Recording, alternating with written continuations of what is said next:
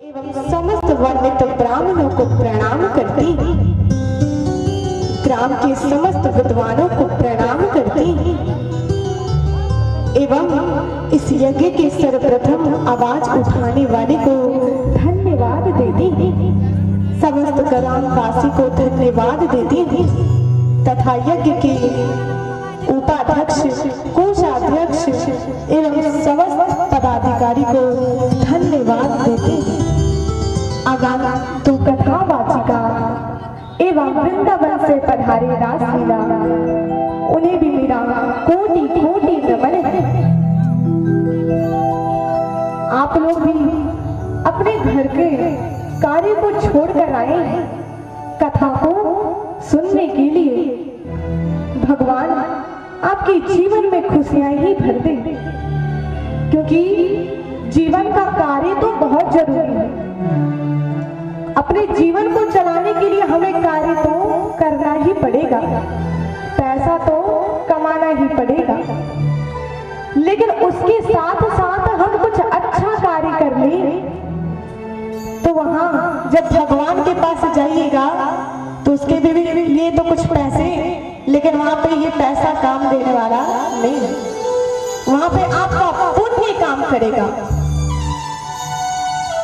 जैसे कि हम लोग कहीं घूमने के लिए जाते हैं, सब जरूरत सामान को अपने बैग में पैक कर लेते हैं ताकि वहां पर जब जाए तो कोई परेशानी ना हो। एक सामान भूल जाइएगा तो बाद में पछतावा होता है, कैसे भूल गए इस सामान को। ठीक उसी तरह यदि घूमने जाते हैं तो अच्छे से पैकिंग कर लेते हैं, लेकिन जब भगवान के पास जाइएगा तो उसके लिए भी तो पैकिंग करना पड़ेगा। या तो कुछ दिनों के लिए जाएंगे फिर तो घर ही आना है, लेकिन वहां पर जाएंगे तो वही अपना घर। यहाँ पे तो हम लोग रेंट पे रह रहे हैं और मालिक कौन है? भगवान। वहां पे ये हम लोगों को ये जो जीवन में पैसा कमा रहे हैं, धन कमा रहे हैं, ये सब काम देने वाला नहीं है। इसीलिए कहा जाता है कि जीवन में जो भी कार्य करो अच्छाई से करो, ऐसा कार्य करो जो दूसरे को तुम्हारे व्यवहार से बुरा ना लगे। इस जीवन में रहना फिर जाना है तो ऐसा कार्य करके क्यों जाए जो आप चले जाए तो लोग आपके बारे में बुरा कहें। हमारे भारत देश में ऐसे ऐसे लोग आए हैं, इतनी अच्छी अच्छी कार्य किया है जो वो चले गए, लेकिन उनकी बात अभी तक यहाँ पर चलती है। जैसे ध्रुव जी, प्रहलाद जी, इतनी भक्ति की जब हम लोगों को उनकी कथा सुननी पड़ रही है। हनुमान जी वो भी एक साधारण से भक्त थे, लेकिन इतनी भक्ति किया उन्होंने जब हम लोग उनके भक्त बन गए। आप लोगों को भी ऐसा कार्य करना है कि जीवन में आप इस दुनिया को छोड़कर चले जाएं, लेकिन आपका नाम रहे। तो उसके लिए सभी से अच्छे व्यवहार से रहिए, अच्छी बातें बोलिए, लोग आपकी बातों को हमेशा याद करेंगे। आज मैं आपको अहिल्या उद्धार की कथा सुनाऊंगी। भगवान ने सबका उद्धार किया, लेकिन भक्त सच्चा होना चाहिए आप लोगों के जैसा। यदि सच्चे भक्त रहे तो भगवान को तो वैकुंठ लोक से आकर आपके दुख को दूर करना पड़ेगा, चाहे कुछ भी हो जाए। भगवान को यदि आपको पाना है तो भगवान कभी भी अपने भक्त को रोते नहीं देख सकते, लेकिन सच्चा भक्त हो तो अब चाहिएगा कि भगवान उसके साथ बुरा कर दो, वो गिर जाएगा, ऐसे हो जाए, उसके घर में ऐसे हो जाए, तो क्या भगवान साथ देंगे? नहीं देंगे। अच्छे कार्य के लिए याद करेंगे तो भगवान साथ देंगे। हमें तो सुख ही चाहिए, दुख किसी को नहीं चाहिए। लेकिन भगवान की एक भक्त थी जिनका नाम कुंती था। वो हमेशा भगवान को कहा करती, हे प्रभु, मुझे यदि आप कुछ देना चाहते हैं तो मुझे दुख दीजिए,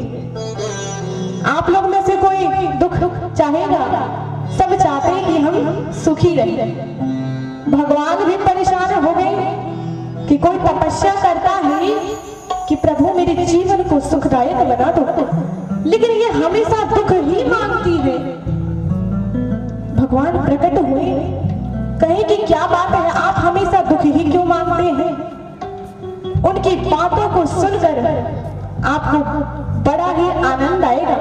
उन्होंने कहा कि मैं हमेशा दुख इसी कारण मांगती हूं क्योंकि दुख में लोग आपको याद करते हैं और सुख में लोग आपको भूल जाते हैं। तो मैं ऐसा कोई भी समय नहीं चाहती जिसमें मैं आपको भूल जाऊं, इसीलिए मुझे हमेशा दुख ही दीजिएगा। आइए कथा से पहले हम सब भगवान का नाम ले लें। आज माता रानी को याद करेंगे क्योंकि जहां भी कथा सुनने जाते वहां पर अमृत की वर्षा होती है। उस अमृत को आप लोग भी लेना चाहते हैं? वो अमर करने वाला अमृत नहीं, ऐसी अमृत जिसे आप ले लीजिएगा तो आपका जीवन धन में हो जाएगा।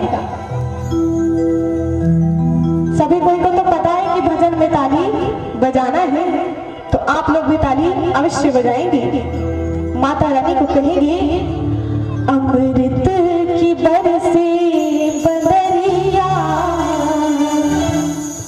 अमृत की बरसे बदरिया, अम्बे माखी दुवरिया, अमृत की बरसे बदरिया, अम्बे माखी दुवरिया, अमृत की बरसे बदरिया, अम्बे माखी दुवरिया, अमृत के बरसे बदरिया, अम्बे माखी दुवरिया, माखी दुवरिया, अम्बे माखी दुवरिया, अम्बे माखी दुवरिया, माखी दुवरिया, अम्बे माखी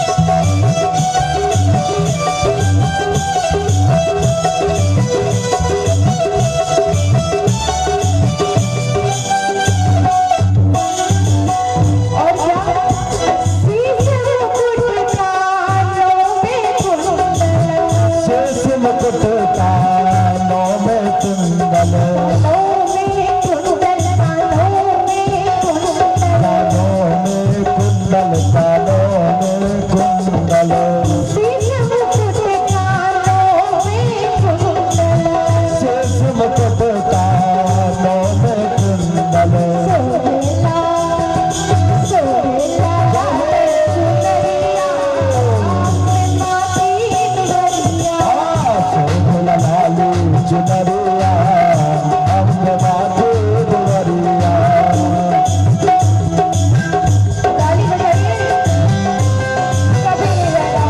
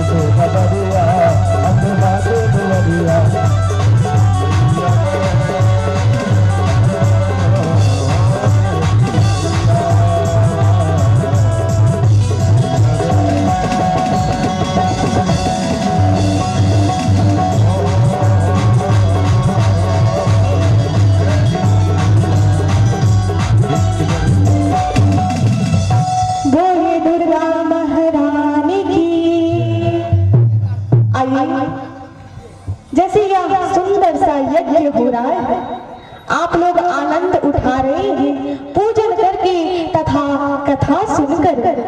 ठीक उसी तरह विश्वामित्र जी भी एक यज्ञ को करना चाहते थे, लेकिन उनका यज्ञ संपन्न नहीं हो पाता था। कुछ राक्षस आकर उनके यज्ञ को पूर्ण होने नहीं देते। इसीलिए कभी भी यज्ञ में बाधा नहीं डालनी चाहिए। जो यज्ञ में बाधा डालता है उसे इस जन्म में तो उसने गलत कार्य कर लिया। आप अपने मन में यह जरूर देखे होंगे, सोचे होंगे कि यदि आप कुछ गलत कार्य करते हैं तो आपको पहले पता चलता है कि ये गलत कार्य है। जैसे आप झूठ बोलते हैं तो आपका मन कह देगा कि झूठ बोलना नहीं चाहिए, क्योंकि मन में भगवान होते हैं, भगवान बसते हैं। गलत कार्य कर रहे हैं तो भगवान बुद्धि दे देंगे कि यह कार्य नहीं करने चाहिए। फिर भी यदि वह कार्य करते हैं तो भगवान उसका सजा देंगे। और यदि कोई कार्य आपको नहीं पता है कि ऐसे नहीं करनी चाहिए, गलती से यदि वह कार्य हो गई तो भगवान उसे क्षमा करते हैं। तो विश्वामित्र जी भी यज्ञ करना चाहते थे, लेकिन उनका यज्ञ पूर्ण नहीं हो रहा था।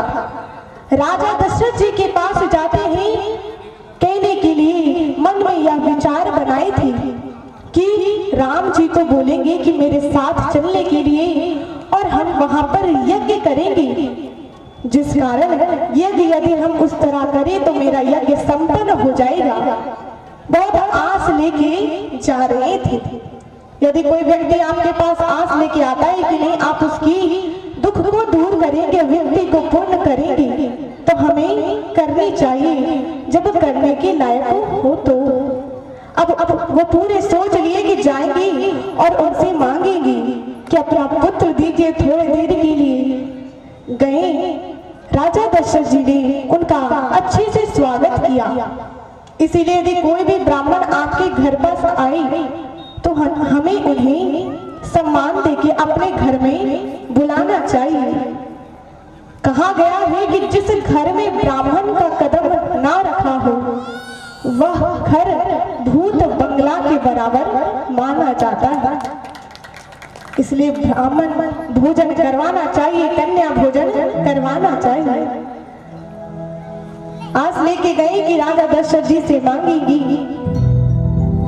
वहां पर जब लेके गए अपनी आस को, उन्होंने कहा, राजा दशरथ ने मन में संकोच किया कि क्या करूं। एक तरफ पुत्र का प्रेम और दूसरी तरफ यदि नहीं दूं तो ये मुझे श्राप दे देंगे। राजा दशरथ जी को श्रवण कुमार के माता पिता से भी श्राप मिला था। उन्होंने भी श्राप दिया था। क्यों?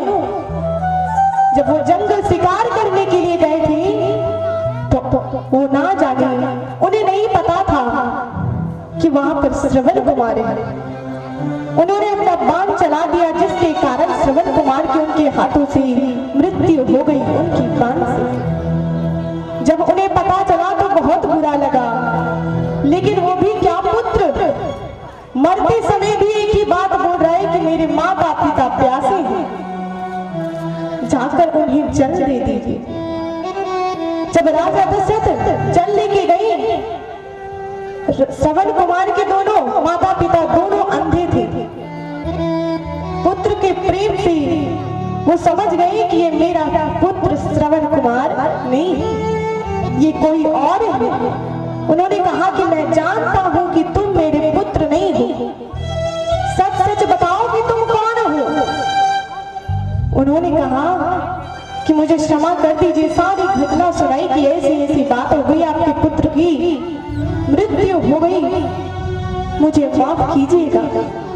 एक ही सहारा था। उन्होंने कहा कि जिस तरह मैं अपने पुत्र के लिए तड़प तड़प के मर रहा हूं, तुम भी अपने पुत्र के लिए ऐसे ही तड़प तड़प के मरो। इसलिए श्राप से हमेशा बचकर रहना चाहिए। राजा दशरथ जी सोचने लगे क्या करें, कुछ समझ नहीं आ रहा। फिर भी हिम्मत बनाकर सोचे कि किसी का भला कर देना ही अच्छा होता। अपने पुत्र को कहे कि जाओ विश्वामित्र जी के यज्ञ का रक्षा करो, इनके साथ में जाओ। राम जी तुरंत मान गए। भगवान की कथा से ज्ञान हमें लेनी चाहिए। हर माता पिता यदि कोई बच्चे को जन्म देते हैं तो उनका यही आस होता है कि यह बच्चा बड़ा होकर हमारा साथ देगा, बुढ़ापे में हमारा साथ देगा। लेकिन यदि वही पुत्र बड़े होकर बदल जाए, अपने माता पिता की सेवा में नहीं लगे, तो सोचिए उन्हें कितना बुरा लगेगा। एक बार गुरु गोविंद तोए खड़े काके लागो पाए, बलिहारी गुरु आपने गोविंद दियो बताए। एक बार एक चेला रास्ते से गुजर रहा था। उसने देखा कि एक तरफ से भगवान आ रहे हैं और एक तरफ से उस लड़की के माता पिता आ रहे हैं। अब बेचारा सोच में पड़ गया कि सबसे पहले प्रणाम किसे करूं, अपने माता पिता को करूं या भगवान को करूं। सोच में पड़ गया। जब आपको कुछ समझ ना आए तो भगवान को याद कर लीजिएगा। वो भी भगवान को याद किए तो भगवान ने इशारा किया सबसे पहले प्रणाम अपने माता पिता को करो। अपने माता पिता को प्रणाम किया। उसके बाद कहा कि आप तो भगवान हैं, इस पूरी दुनिया आपकी पूजन करती है, तो आपने मुझे सबसे पहले प्रणाम करने अपने माता पिता को ही क्यों कहा? उन्होंने जवाब दिया कि तुम्हें मेरे बारे किसने बताया? माता पिता ने बताया, क्योंकि बच्चे के सबसे पहले गुरु उनके माता पिता होते हैं। यदि उन्होंने मेरे बारे तुम्हें बताया तो सबसे पहले तुम्हें प्रणाम उन्हें ही करना चाहिए। इसलिए भगवान कहते हैं मेरी पूजन करने का समय नहीं है तो मत करो, लेकिन अपने माता पिता को खुश रखो, क्योंकि उनका उपकार तुम कभी भी चुका नहीं सकते। माँ बाप का दिल जीत लो, कामयाब हो जाओगी। माँ बाप का दिल जीत लो, कामयाब हो जाओगी, वरना सारी दुनिया से जीत कर भी हार जाओगी। इसलिए माँ बाप के दिल को जीत ले। अब राम जी ने अपने पिता की बात को स्वीकार किया और जाने के लिए तैयार हो गए। अब जहां राम जाए वहां लक्ष्मण ना जाए, ऐसा हो नहीं सकता। लक्ष्मण जी भी जाने के लिए तैयार हो गए। दोनों भाई में बहुत प्रेम था, भाई भाई में प्रेम होनी चाहिए। दोनों साथ में गए, विश्वामित्र जी की यज्ञ की रक्षा की। फिर से वो राक्षस आ गए, उनका भी मारकर उद्धार कर दिए। उसके बाद विश्वामित्र जी का यज्ञ संपन्न हुआ, वो बहुत प्रसन्न हुए।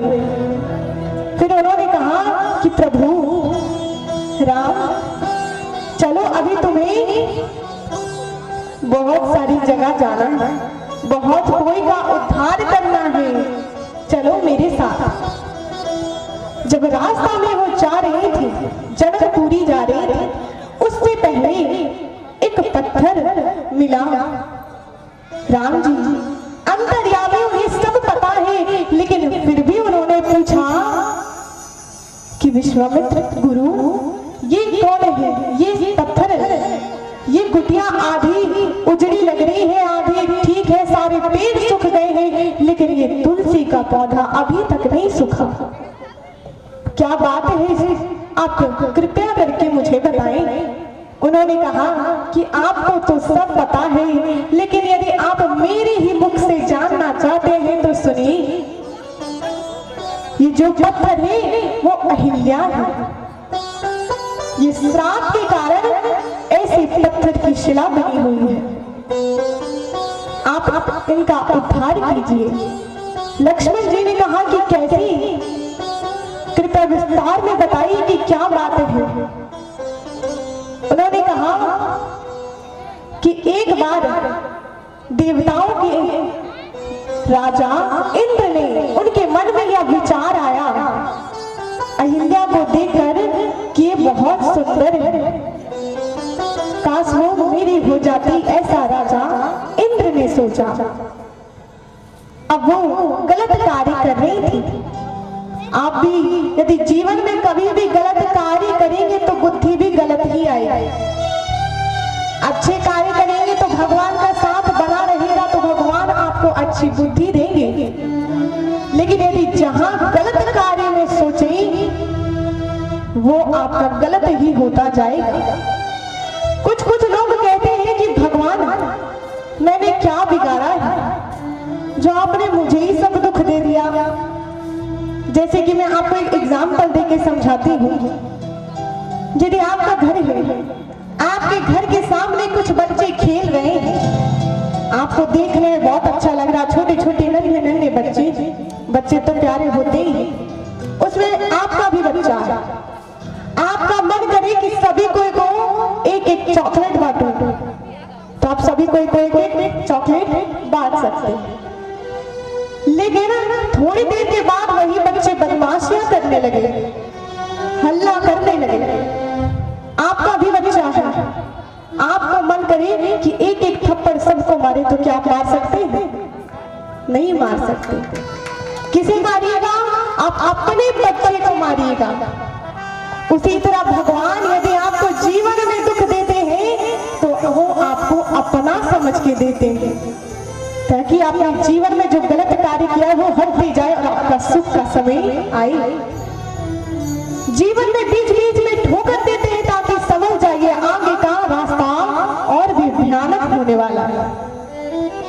जो सज्जन व्यक्ति होते हैं, जो बुद्धि जिन्हें रहती है वो समझ जाते हैं, जिन्हें बुद्धि नहीं रहती वो और दुख में चले जाते हैं। इसलिए सबसे बड़ा संपत्ति है बुद्धि ज्ञान।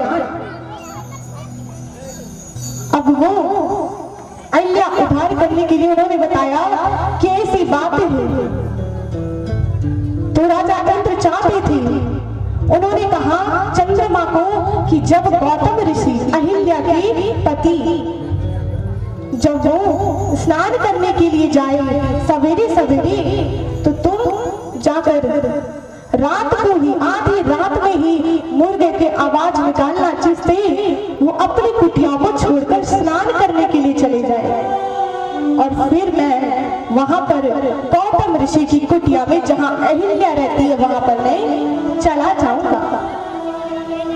चंद्रमा ने मना किया कि गलत कार्य है, ऐसा मत कीजिए, ऐसा नहीं करना चाहिए, लेकिन समझने को तैयार नहीं। उन्होंने कहा मैंने तुम्हें आदेश दिया है, तुम्हें यह कार्य करना ही पड़ेगा। चंद्रमा जी ने बात की स्वीकार किया, ठीक है अब करते भी क्या। आधी रात में मुर्गा का आवाज निकाले। पहले लोग मुर्गे की आवाज से समझ जाते थे कि सुबह हो गया, अभी तो लोग अलार्म सेट करते हैं। पहले मुर्गे की आवाज ही अलार्म का काम करता था।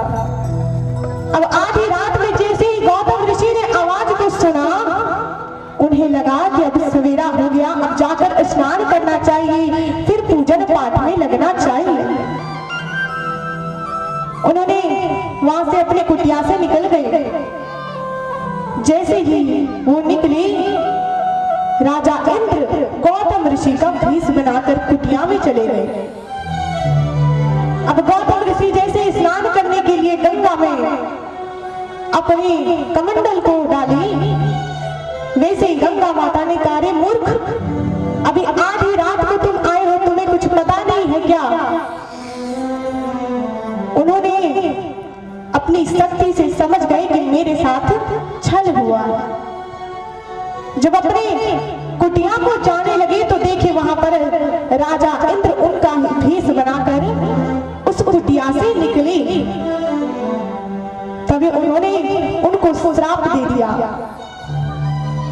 और जैसे पता चला कि यह कार्य चंद्रमा का किया हुआ है, उन्हें भी हिरण की छाल से मारा। जब हम लोग चंद्रमा में दाग देखते हैं वो उन्हीं का मारा हुआ है। लेकिन अभी के लोग बहुत सारे बात बनाते हैं, ऐसी है कोई बुढ़िया झुक के झाड़ू लगा रही, ऐसा कोई बात नहीं है। उनका मारा हुआ वो दाग है। और अपनी पत्नी को भी उन्होंने श्राप दे दिया कि जाओ तो पत्थर की बन जाओ। उनकी पुत्री अंजनी, उन्हें भी श्राप दे दिया कि घर आधी रात में कौन घर से निकल रहा है, कौन घर में आ रहा है, तुम्हें कुछ पता नहीं है। जाओ, तुम्हारा जो पुत्र होगा उसका मुख बंदर का होगा। वही अंजनी के पुत्र हुए हनुमान जी।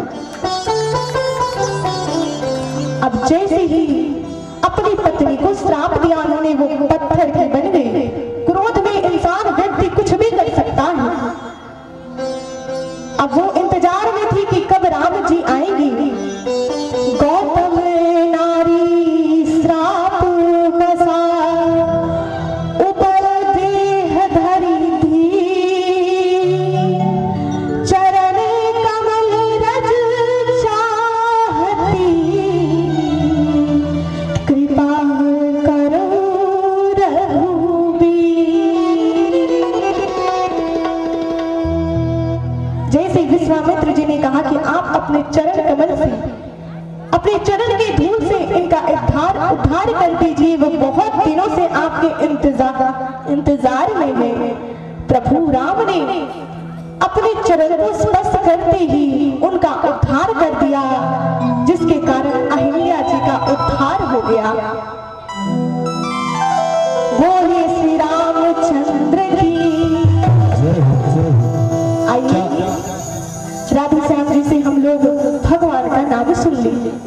प्रेम से बोले राजा रामचंद्र की। क्या सुंदर कथा। अभी हम लोग इनके श्रीमुख से अहिल्या उद्धार की कथा सुन रहे थे। बड़ी पावन कथा है। आए हम लोग सीधा बाबा वैद्यनाथ की कृपा दर्शन के लिए, जैसा कि व्यासपीठ से आदेश है कि भैया राधे श्याम तिवारी जी के श्रीमुख से एक सुंदर सा भजन सुना जाए, तत्पश्चात प्रभु कृपा हम लोगों को प्राप्त होगी। जय हरि हरि हरि हरि हरि हरि श्री राधे राधे हरि हरि हरि हरि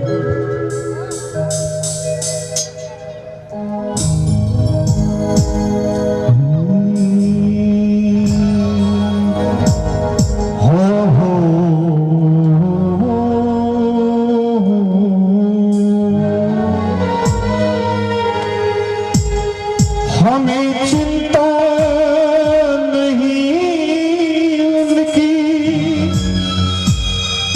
उन्हें चिंता हमारी है।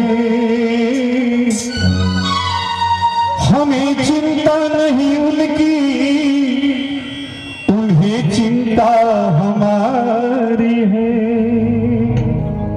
हमारे प्राण की रक्षक वो चक्र सुदर्शन धारी है। बोलिए श्याम रामचंद्र की। रे मन मुसाफिर निकलना पड़ेगा। हम सभी मुसाफिर ही तो हैं, और इस मुसाफिर की कोई गारंटी नहीं। कब यहां से जाना पड़ जाए ये कोई नहीं जानता।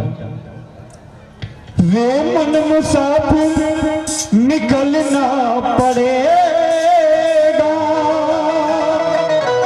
और काया कुटी खाली करना पड़ेगा।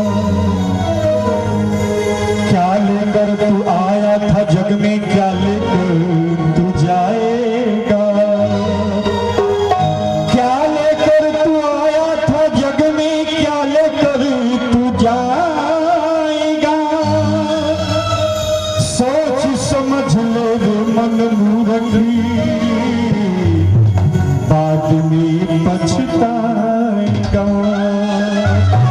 बोले श्याम रामचंद्र की। भगवान से एक भक्त का अर्जी है, विनती है, कहता है अरे तेरा अगर नाथ दीदार करता, तेरा अगर नाथ दीदार करता, काश मेरी नैया तू भवपार करता। काश मेरी नैया तू भवपार करता। तेरा अगर नाथ दीदार करता, तेरा अगर नाथ दीदार करता, काश मेरी नैया तू भवपार करता। काश मेरी नैया तू भवपार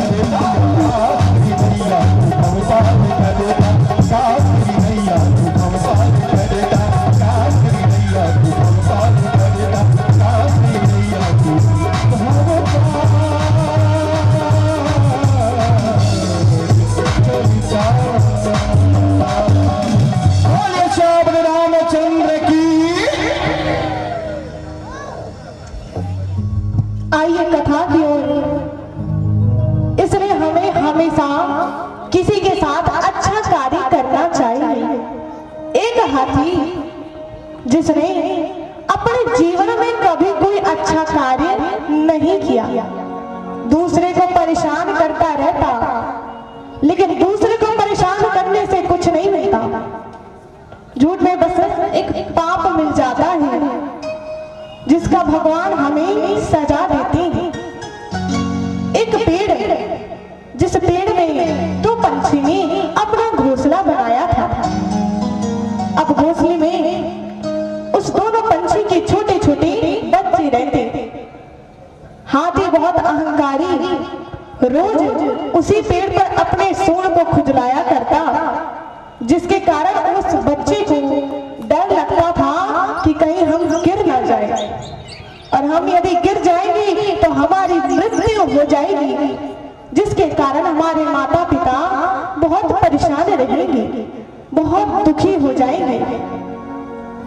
माता पिता इसी तरह एक पिता अपने बच्चे को बहुत पैसा खर्च करके एक बहुत अच्छा ऑफिसर बनाता है, लेकिन पिता तो किसान था, गांव का था। जब वो उसका बेटा बहुत बड़ा ऑफिसर बन जाता है, अपने ऑफिस में रहता है, तो पिता को लगता है कि जाकर मिलना चाहिए। बहुत दूर सफर करके अपने बेटे के ऑफिस में जाता है, बहुत प्रसन्न है कि वहां पे मेरे बेटे के बहुत सारे लोग रहेंगे, जाकर मिलेंगे, बहुत प्रसन्न है। अब जैसे ही पिता गया, उसके बेटे को लगा रही मेरे पिताजी तो बहुत गांव की है, मेरे तो यदि बता दूंगा कि मेरे पिता है तो मेरी बेइज्जती हो जाएगी और यह अच्छा नहीं होगा, फिर लोग मुझे इज्जत नहीं देंगे। उसने कहा कि नहीं, ये मेरा नौकर है। अपने पिता को नौकर बना दिया, मेरे नौकर है, घर में काम वगैरह करते हैं। पिता को इतना बुरा लगा कि उस दिन के बाद से अपने बेटे से कभी नहीं मिला। जिस पिता ने उसे इतनी कठिन मेहनत कर कर इतना बड़ा बनाया, और उस बेटे ने 2 सेकंड में अपने पिता की नौकर कह दिया। छोटे छोटे बच्चे ने सोचा कि अभी माता पिता को नहीं बोलते हैं, पहले समझाते हैं मीठी वाणी से, लेकिन हाथी समझने को तैयार ही नहीं। अब सोचा कि कल करें सो आज करते हैं, अभी बोल ही देते हैं। हमें कल का इंतजार नहीं करना चाहिए, क्योंकि कल हमने नहीं देखा। Do not wait for tomorrow because tomorrow does not wait for you. आप कल का इंतजार ना करें, क्योंकि कल आपका इंतजार नहीं करता। Therefore, tomorrow always will come tomorrow। इसीलिए कल हमेशा कल होता है। काल करे सो आज कर, आज करे सो अब, पल में प्रलय होएगी, बहुरी करेगा कब। कल यदि कोई आप कार्य सोचे उसे आज ही कर लीजिए, क्योंकि कल रहे ना रहे, कल वो कार्य आप कर ना पाए या नहीं कर पाए। इसीलिए कथा यदि कोई सोच रहे हैं कि कल जाकर सुनेंगे तो आज ही सुन लीजिए, वरना कल कुछ ऐसा कार्य आ जाएगा जिसके कारण आप कथा नहीं सुन पाएंगे। अब छोटे बच्चे ने सोचा कि पंछी के छोटे बच्चों ने सोचा अब तो बताना ही पड़ेगा। इस हाथी ने तो हद ही कर दी, इतनी अहंकार। अपने माता पिता को बताया कि ऐसी ऐसी बातें हैं। माता पिता तो रोज जाती थी भोजन लाने के लिए, लेकिन सोचे कि आज यहीं पर रहेंगे, और उस अहंकारी हाथी को समझाएंगे कि ऐसा कार्य ना करे। रुक तो गई, हाथी रोज की तरह वहां पर आया, पेड़ को वैसे ही हिलाने लगा, बच्चे डरने लगे। अब दोनों माता पिता ने कहा कि ऐसा कार्य मत कीजिए हाथी राजा, इस पेड़ में मेरे छोटे छोटे बच्चे रहते हैं, जंगल में इतनी सारी पेड़ है, आप किसी और पेड़ में अपनी सूंड को खुजला लीजिए, इसी पेड़ पर क्यों? हाथी अहंकारी, उसने कहा कि मेरी मर्जी, मेरा जो मन करेगा मैं वही करूंगा, तुम छोटे से पंछी मुझे क्या बता रहे हो? बोले कि समझ जाइए, ऐसा कार्य मत कीजिए।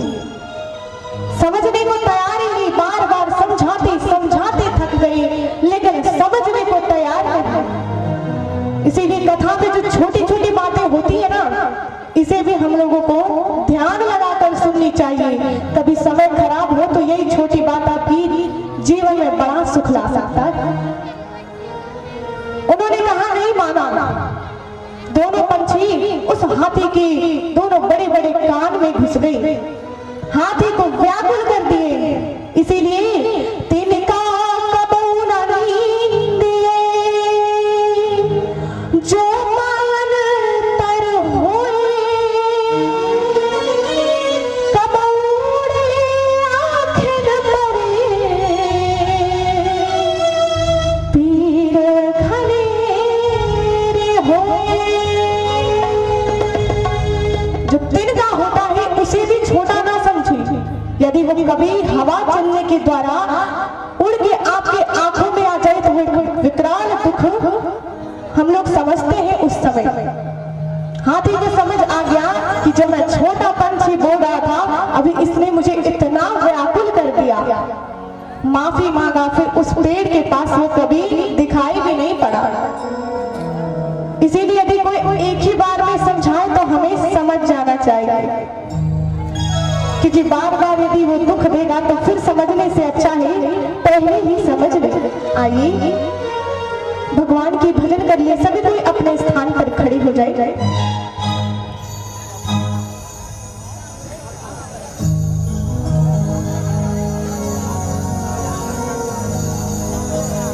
आप लोग चिंतित ना हो, भगवान यदि दुख दिए हैं तो सुख भी अवश्य देंगे। इसलिए कहा जाता है, बंद किस्मत के लिए कोई ताली नहीं होती, बंद किस्मत के लिए कोई ताली नहीं होती, भगवान के आगे कोई झोली खाली नहीं। प्रभु की दीवानी है तो जरूर उन्हें याद करके कहेंगी,